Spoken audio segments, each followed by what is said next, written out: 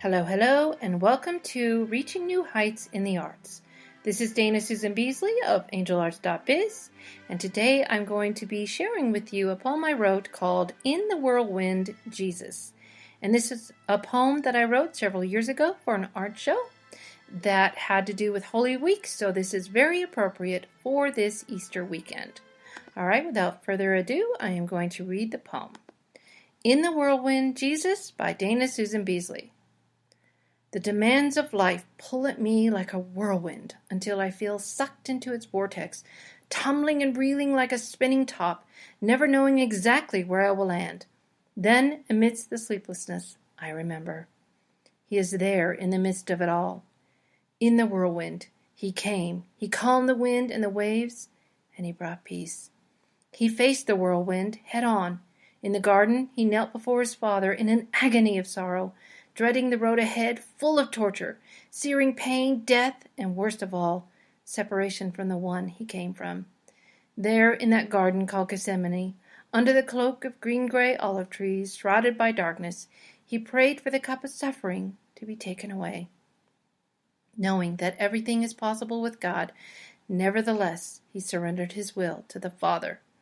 Draining that cup of agony to the dregs, he submitted all to God.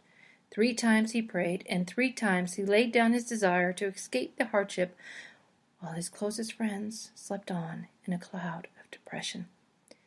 The dawn came, and with it, betrayal.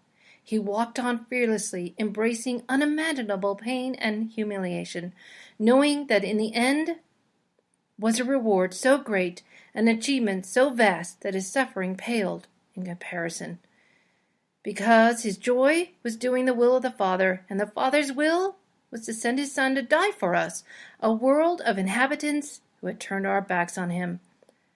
But the Father's love so outweighed our filth like a stadium filled with trash, the repugnant smell of discarded, rotten, stinking flesh reeking the air, that he gave his only begotten Son, so that we who were far off would be brought close to the Heavenly Father.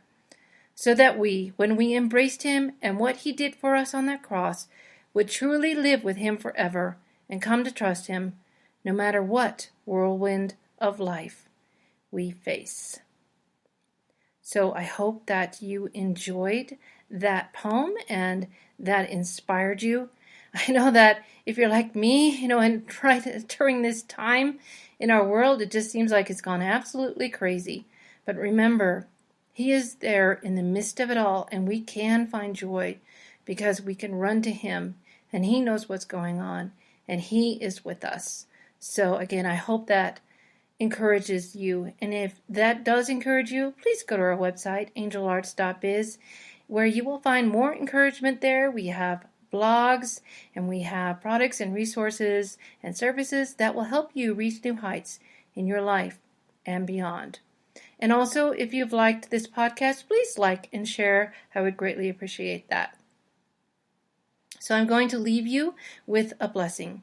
The Lord bless you and keep you. The Lord make his face shine on you and be gracious to you. The Lord turn his face towards you and give you peace.